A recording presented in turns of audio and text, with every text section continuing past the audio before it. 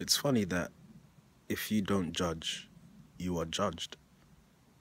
I mean, you could be having a disagreement about something, or people have a certain standpoint on something that they deem negative, and because they want your agreement and you are objective, i.e. in the middle, not to the left or the right, whichever side they're on, they judge you.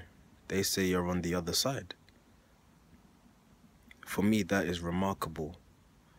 Yet it gives me further insight into the workings of us as human beings, and the ego in particular.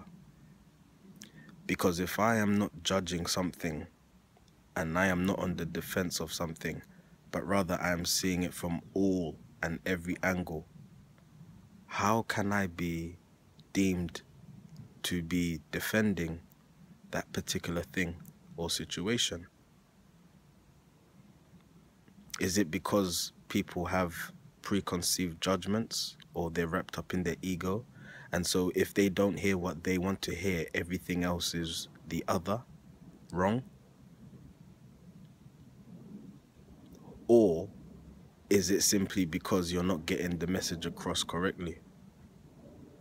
I think it's the former in this case. Simply because I used to be like that. I used to have that mindset. You have a conviction on something, and that's it. Doors closed. No moving lanes. And so if anybody contests that conviction, they are the enemy. They are wrong and they need to be made right. It kind of reminds me of religion, actually. But here we are. Someone who is in their own lane. And when I talk about the lane, I want you to think of the mind. Just think of that paradigm of thought you have if you are wrapped up in your ego. And so you are in one lane, and for you to come out of that lane is impossible. It's unfathomable, in fact. And for somebody to be knocking you in your lane is crazy. And that is the problem. The fact that you can be so closed-minded that anything else will not do.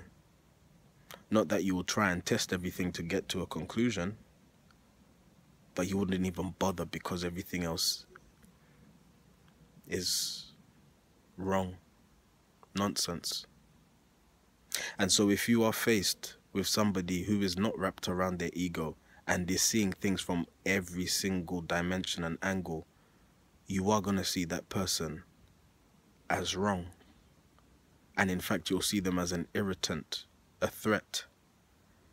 Because here you are comfortable in your one lane of thinking, and for somebody else to come from another lane, that's crazy. So what can we do in terms of coming to a resolution here in a conflict as such? Well, there is no resolution depending how you look at it. If one is wrapped up in their ego and the other isn't, the other cannot convince the other. So it is all about time and change. But you will find there are some people who will stick to that lane. They won't open the lanes up. I'm not saying that one should move lanes necessarily, but open the lanes up. Because until you do, you will not understand anyone else but yourself.